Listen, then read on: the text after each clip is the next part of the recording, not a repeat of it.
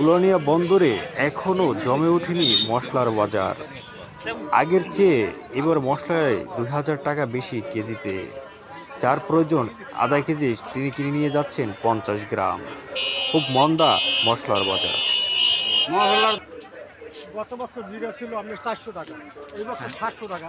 মনে করেন যে বিক্রি বিক্রি করতে হয় জানি এই এলাচটা একটা ভালো এলাচ। এইটা আপনার 4200 টাকা আমাদের রেটে, এইটা গত বছর ছিল 2400 টাকা। সেই জন্য এই তুলনায় কেনা বেচা খুবই কম, কারণ কেনা বেচা কম, কিন্তু মালের দাম বেশি। যারা 500 গ্রাম, 250, 250 গ্রাম কিনতো, তারা ওই দাম দেখতে অনেকে বাড়ি চলে যায়, ওই 100 গ্রাম 50 গ্রাম নিয়ে যায়। এই এছাড়া কিছুই নাই করার।